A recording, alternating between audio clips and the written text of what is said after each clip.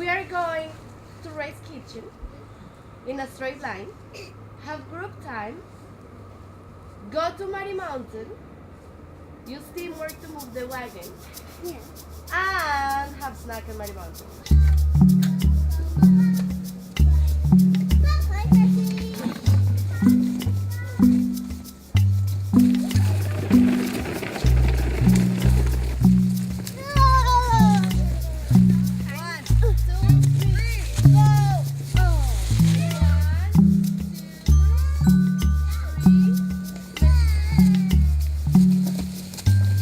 Outdoor schools give children real tangible experiences, I find. They get to come into contact with all sorts of different elements that I think is somewhat lacking in a standard or typical education system.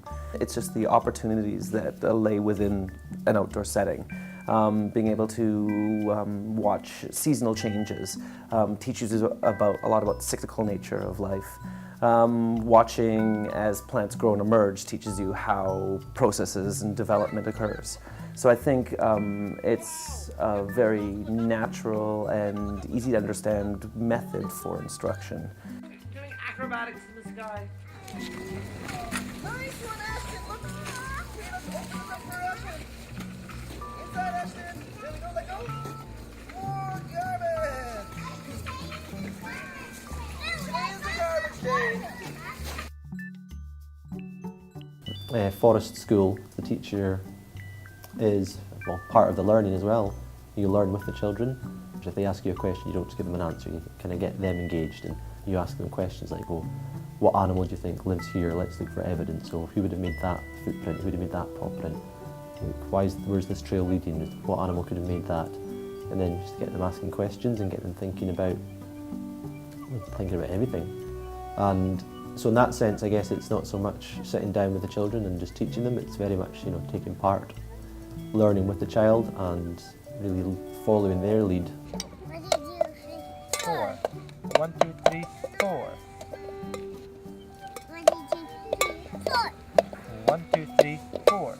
There's a little bit of risk involved in being outside. We always have a safely monitored and carefully constructed space that we make sure is safe for the children, but a certain amount of risk allows these children to understand consequence, which is also very important. Anything you can teach inside, you can teach outside, and it's just adapting what you have, and just use your imagination, think like a child. If it's as simple as learning the numbers, then I take out some cookie cutters for the younger children and we can make mud numbers, or we use number logs, we just have a log and we place the numbers down. And it's the same with literacy, because we can paint on the trees with the mud, so they make shapes. I also take out letter cookie cutters, so we make letter mud. We also do forest shows where everyone needs to have a leaf ticket and they all sit down and one at a time they stand up and they can tell a story, a joke, but they need to have their stick microphone. We also do shows with the littler kids. We have a show called the Dancing Cups where like the cups just dance and the kids do the show themselves. They imitate me and then they start doing their own things and they use their brain and they get creative, and that's when the mind starts expanding. What is this? What's that? Oh, that's a sin. It looks good.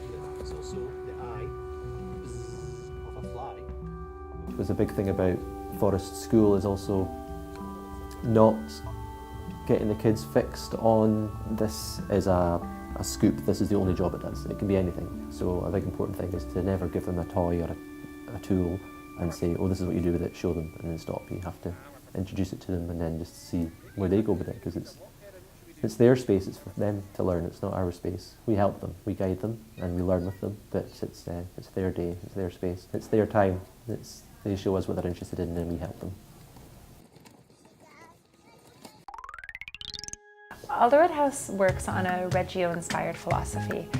The pre-primary and infant toddler schools of Reggio Emilia are located in Italy, and they're considered to be among the best preschools in the world. The philosophy is one of children as active citizens. The parents are involved in contributing to the curriculum and unfolding it as the children's interests and the environment changes. Essentially, the children have voice. So rather than being a center where the teachers are the power holders and the children are empty vessels being filled up with knowledge, the children and the teachers learn together.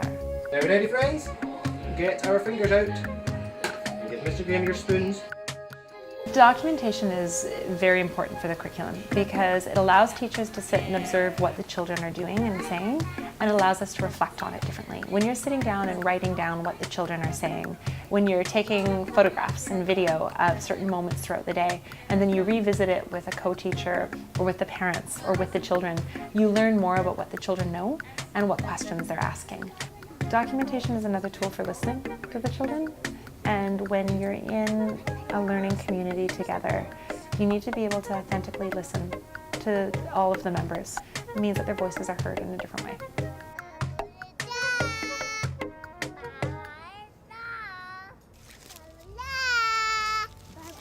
You should aspire to be challenged in your day-to-day life as a teacher, as a parent, as a child. And if you're not having passion and being challenged, why are you doing it? And education is an exciting place. And I think that this is a pretty exciting place. If it's hunting for fairies or dragons or managing an ice pond or a tree blowing over, it's exciting and dynamic and real. I think that's why we all work here.